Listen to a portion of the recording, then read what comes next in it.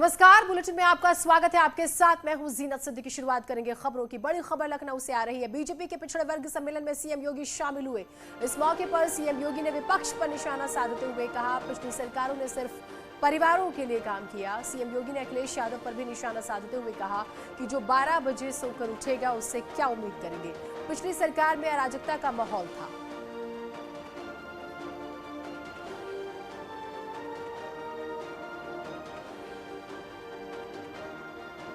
पहले सरकारें अपने लिए जीती थी, अपने परिवार के लिए जीती थी। उनको समाज से कोई लेना देना नहीं था, आस्था से कोई लेना देना नहीं था, व्यापारियों से कोई लेना देना नहीं था, गरीबों से कोई लेना देना नहीं था, किसानों से कोई लेना देना नहीं था। केवल अपने और अपने परिवार के लिए और अपनी जाति के लिए वे लोग केवल अपना जीवन यापन कर रहे थे, लूट खसोट करते थे, योजनाओं का लाभ केवल उन लोगों तक पहुंचाते थे। लेकिन आज ऐसा नहीं है। आज तो योजनाओं का लाभ समाज के प्रत्येक तबके को उपलब्ध करवाया जा रहा है और हर तबका इन योजनाओं के साथ जुड़ करके समाज की मुख्य धारा के साथ जुड़ता हुआ दिखाई दे रहा है। इसलिए सरकारों के पास सोच थी नहीं। इस सोच को व्यवहारिक धरातल पर उतारने के लिए फुर्सत नहीं थी। जब प्रदेश का मुख्यमंत्री 12 बजे सो करके उठेगा, कैसे उम्मीद करते हैं कि वो जनता के बारे में क्या सोच पाएगा। समाज की कोई जानकारी उसको नहीं होगी, व्यवहारिक जानकारी नहीं होगी। कैसे उम्मीद करते हैं पेशेवर दंगाई और अपराधियों को का सरपरस्त जब प्रदेश सरकार बन जाएगी, कैसे उम्मीद करते हैं किसी को सुरक्षा मिल पाएगी। कांग्रेस ने एक लंबे तो पिछली सरकारों में जो है काम नहीं हुआ। मुख्यमंत्री योगी आदित्यनाथ जो है काफी आक्रामक अंदाज में नजर आए। उन्होंने महिलाओं की सुरक्षा को लेकर भी सवाल उठाया, रोजगार को लेकर भी सवाल उठाया, पिछली सरकारों की मनमानियों को लेकर भी सवाल उठाया। आतंकियों का सम्मान होता था, ये भी उन्होंने कहा। हमारी सरकार में आतंकी अब दिखते नहीं है, पिछली सरकार में अराजकता का माहौल रहा है। और एक बार फिर से उन्होंने एक बात कही, 12 बजे सोकर जो उठेगा वो क्या प्रदेश के लिए काम करेगा। आप जानते हैं वो अखिलेश यादव के लिए पिछली बार भी उन्होंने न्यूज़ 18 के मंच पर ही ये बात कही थी और एक बार फिर से उन्होंने इस बात को आज अपनी रैली में दोहराया है। तो अखिलेश यादव पर सीएम का निशाना।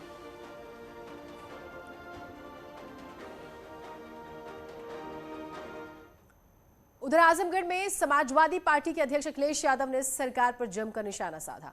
कहा, आज यूपी की जनता बीजेपी को ढूंढ रही है क्योंकि बीजेपी ने जो मैनिफेस्टो में वायदे किए वो तो पूरे किए नहीं। मुख्यमंत्री के वार पर अखिलेश यादव ने पलटवार भी किया।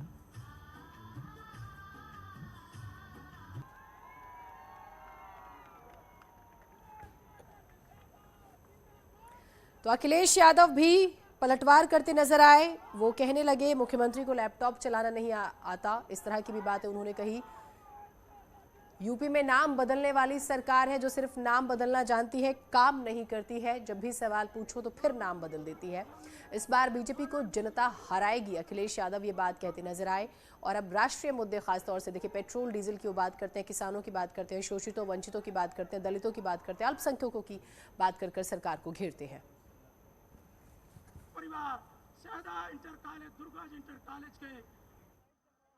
ये जो हमारे बाबा मुख्यमंत्री जी बहुत चिंतित हैं कि कौन आ रहा है।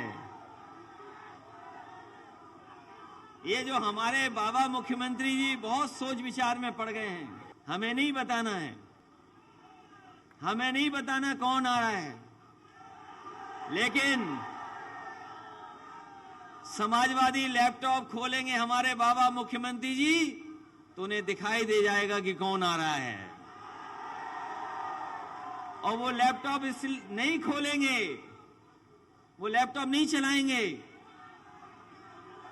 वो लैपटॉप नहीं चलाएंगे क्योंकि उन्हें लैपटॉप चलाना नहीं आता है। और अगर लैपटॉप चलाना आता होता तो लैपटॉप बट रहे होते। ये नाम बदलने वाली, रंग बदलने वाली सरकार, नाम बदलने वाली, रंग बदलने वाली और शिलान्यास का शिलान्यास करने वाली, उद्घाटन का उद्घाटन वाले करने वाली सरकार है। और मैं आजमगढ़ के लोगों से कहूंगा कि लखनऊ मत जाना, जरूरी नहीं जिस नाम से आप जाएं लखनऊ से उसी नाम से वापस आ जाएं। वहां जो बैठे हैं उनका विकास ही नाम बदलना है। तो अखिलेश यादव ये कहते नजर आए ये नाम और रंग बदलने वाली सरकार है। अगर आप लखनऊ जा रहे थे, वैसे तो वो कहते कि आप जाना मत, पता चला आप किसी और नाम से वापस आए। एक तंज कसते हुए नजर आते हैं मौजूदा सरकार पर।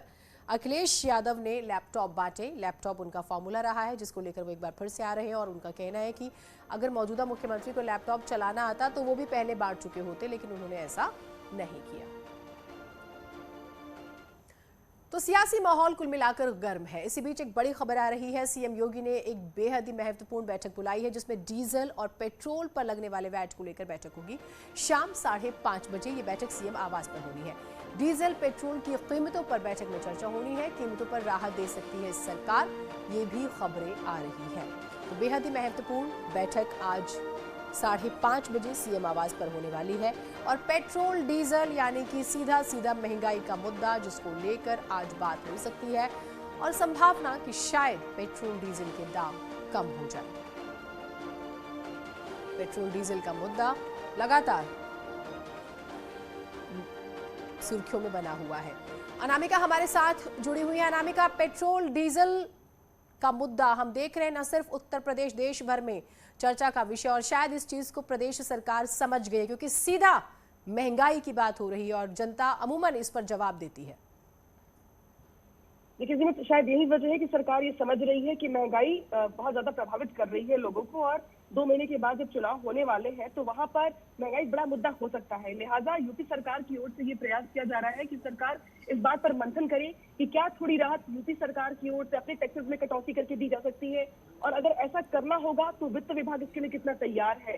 तो लिहाजा आज शाम को जो 5:30 बजे बैठक बुलाई गई है उसमें खास तौर पर वित्त विभाग के आला अधिकारियों को बुलाया गया है इस बात पर मंथन करने के लिए कि क्या सरकार कुछ राहत देने की स्थिति में है, अगर देती है तो कितना सरकार को उसका जो बोझ होगा वो आएगा सरकारी खजाने पर। लिहाजा आज शाम को जो बैठक होने वाली है वो कई मायनों में महत्वपूर्ण है।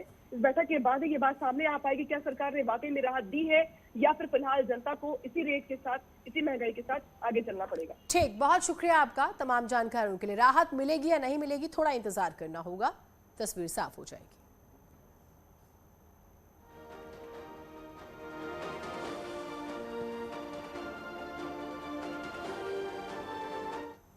और जौनपुर से बड़ी खबर आ रही है। देश पर अभद्र टिप्पणी करने वाले की बात करेंगे। पुलिस ने गिरफ्तार कर लिया है। मछली शहर थाना इलाके का रहने वाला आरोपी देश को गाली देने का वीडियो वायरल हुआ था। गिरफ्तार होने के बाद गिड़गिड़ाता नजर आता है, हाथ जोड़कर माफी मांगता नजर आता है, लेकिन उससे पहले वीडियो बनाता है और हेगड़ी दिखाता हुआ नजर आता है, देश पर अभद्र टिप्पणी करता है। कार्रवाई हुई तो फिर तेवर भी नरम हुए और माफी मांगता हुआ भी नजर आया। मछली शहर थाना इलाके का रहने वाला है ये आरोपी। सर वायरल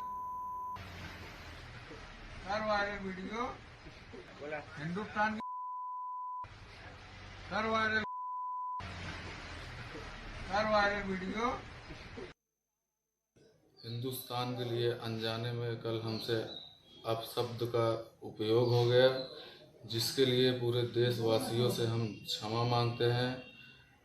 हिंदुस्तान में रहता हूँ, हिंदुस्तान का नमक हम खाते हैं, इसके लिए पूरे देशवासियों से निवेदन है हमें माफ़ कर दो, आइंदा ऐसी गलती नहीं होगी। हिंदुस्तान जिंदाबाद। हरदोई में स्वच्छ भारत गोष्ठी का आयोजन किया गया। इस मौके पर राज्य मंत्री उपेंद्र तिवारी ने पीएम मोदी की जमकर तारीफ की। कहा, पीएम मोदी कोई साधारण व्यक्ति नहीं है, वो साक्षात भगवान का स्वरूप है।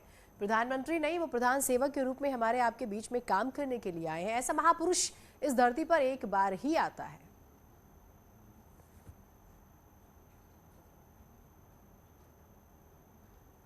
भाई मोदी कोई साधारण व्यक्ति नहीं है, वह व्यक्ति साक्षात भगवान का स्वरूप है, जो एक प्रधानमंत्री नहीं बल्कि एक प्रधान सेवक के रूप में हमारे आपके बीच में काम करने के लिए आया है।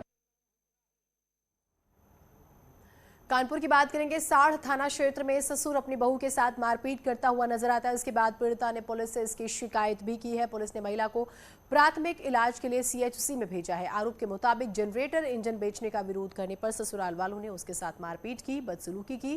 पीड़िता ने ससुर और जेठ पर छेड़खानी करने का आरोप भी लगाया है। पीड़िता का यह भी आरोप है कि पुलिस सुनवाई नहीं कर रही है।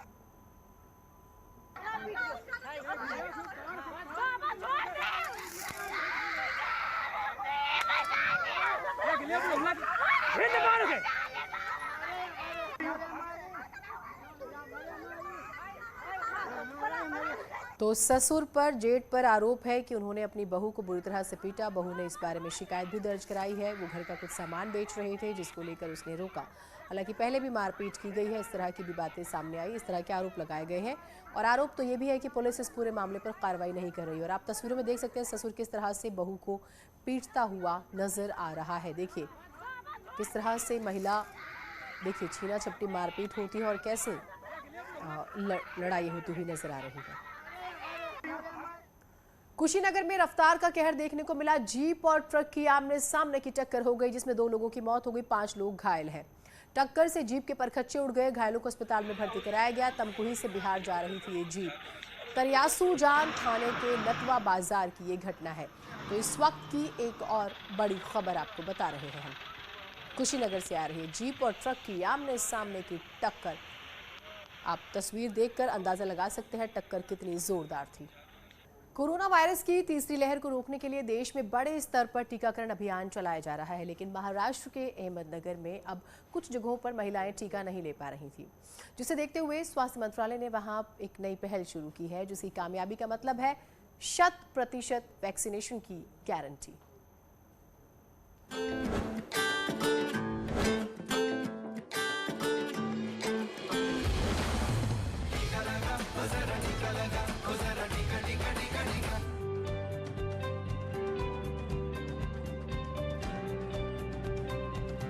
महामारी इंसान का न रूप देखती है, न रंग, न वो पुरुष और महिलाओं में फर्क करती है और न ही देखती है अमीरी और गरीबी का फर्क।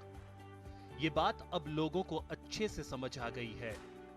बावजूद इसके महाराष्ट्र के अहमदनगर में महिलाओं के वैक्सीनेशन का ग्राफ काफी वक्त से अटका पड़ा था, जिसके बाद जब स्वास्थ्य विभाग की टीम ने पड़ताल की तो पता चला कि घर के काम के बोझ और बाकी समय खेतों में मजदूरी करने के चलते महिलाओं के पास वैक्सीनेशन के लिए वक्त ही नहीं होता, इसलिए वो टीका नहीं ले पाती। जिसके बाद अब स्वास्थ्य विभाग की टीम ने सिर्फ महिलाओं के लिए स्पेशल वैक्सीनेशन ड्राइव शुरू किया है और इसकी शुरुआत सावल विहीर जैसे इस छोटे से कस्बे से की गई है।